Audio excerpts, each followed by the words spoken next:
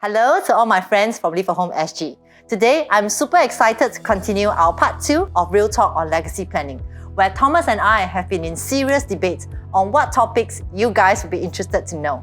And in our most efficient manner, we have compiled 3 most commonly asked questions, which I'm sure if you have been watching my part 1, you will realize Live a Home SG's mission is to provide you authentic insights to help you in your legacy planning journey. For those of you who are watching this and are keen to find out how you can properly plan your legacy planning from A to Z, feel free to leave a comment below for any questions you have in mind. And do remember to click like and subscribe to our YouTube channel for weekly legacy insights. So here again, we have our favorite person, Thomas from Red Brick, who has been in this industry for more than a decade and has helped countless families to achieve financial freedom and diversified assets planning. In our part 1, we also shared that Thomas is a certified estate planner and is extremely passionate in helping more families reach our legacy planning dream. So Thomas, in your opinion, is investing in real estate one of the best ways to plan for legacy planning? And if yes, how can one kickstart financially? Okay, thanks Kelly.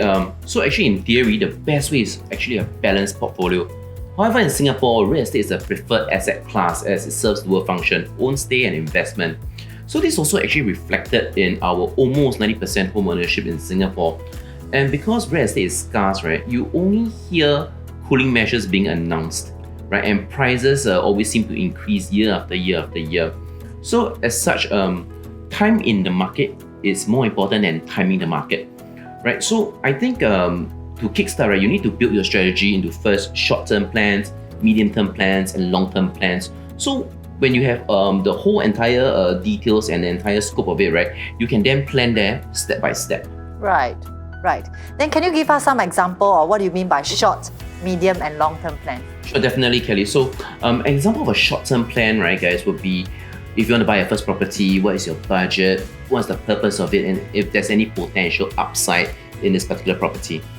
Right. How about a medium plan? Now a medium-term plan would be probably in about a 10-year horizon period. So maybe you have outgrown a property, maybe your family has grown, maybe you become more affluent. And also another question, right, that most people tend to have these days is, should I own more than one piece of property in Singapore? So Thomas, can you share with us what do you mean by the long-term plan? Sure, Kelly. So basically a long-term plan is your end game. So some people want to own a few properties, some people want to sell everything and keep the cash. And for some other folks, right, they want to actually have a property that can house 3 generations. So when you answer the above questions well enough, right, you'll be able to guide you through what is required of you in life and at work. Now, the objectives and goals of individuals do differ a little bit. Now, I think it's best to speak with a consultant in order to plan and review this together in the long run so that they'll review every step of the way. Definitely, and you know whom I will speak to if I need a consultant, isn't it? Okay, I have another question. What are the common pitfalls you observe in young investors or new investors into legacy planning? Okay, this is my own experience. Young investors tend to think of legacy planning as something for the elderly, the unwell, or the ultra-rich. But it cannot be further from the truth. This is actually for everybody. So some folks who own a property might say, oh, I will just sell the property. But what happens if the market is not ideal at the point of time? Right? What happens if the people that you leave behind, right? One person wants to sell the property, another person wants to keep the property. Right. How does that go at the point of time, right?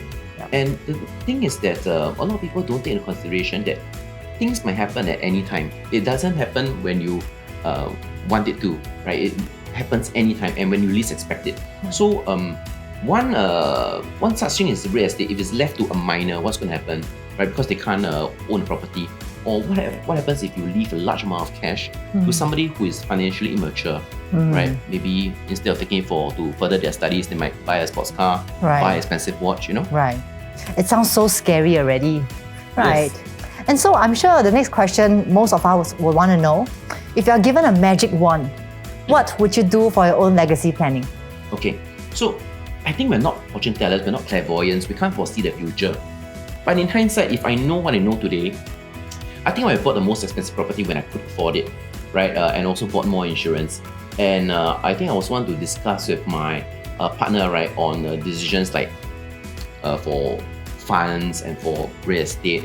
and to discuss things like LPA, lasting power of attorney, and advanced medical directives. So, get all these things out of the way first, and then as a couple or as a unit, you can go further, faster together. Right. Never really thought about this, but I think some of us may not be so clear, or we don't really understand what is LPA and AMD. Can you share with us what it is? So sure. So lasting power of attorney means what happens if I am not able to make a sound decision? Maybe I'm mentally incapacitated, right? So this person that you appoint will be able to act in your best interest. Of course, it must be somebody you trust. Right. Yeah. And advanced medical directive, right, means that, let's say, for example, if I need to be on life support, right? Do I want to be on life support? Because sometimes it's not fair for your family members to make a decision for you.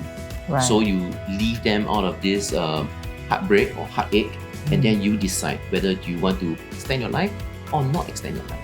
Right. Right. This is a heavy topic, but yeah, it has to be covered. Yeah, I think we should do another topic altogether on this. Because recently one of my clients was also asking me about this, and they are quite not too sure what to do, for their current setting. Well, we'll leave it for the next episode. So Thomas, in layman terms, a lot of us are not quite sure what is legacy planning versus estate planning. Can you share with us what are the differences? Yeah, sure. So these two words have been used interchangeably, and unless you're in the industry, it seems to have no difference, right? But loosely put, both estate planning and legacy planning has got to do with distributing our assets when we pass on.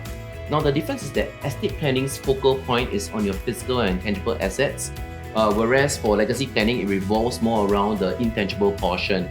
Now, for example, estate planning will be to allocate a sum of money or a portion of assets to a person, and the person is free to do what they will with the inheritance they receive, maybe buy a sports car, earlier we mentioned, right, or an expensive watch, That's right. or a house, right? Now, legacy planning, on the other hand, is allocating money to enhance the quality of the beneficiary's life.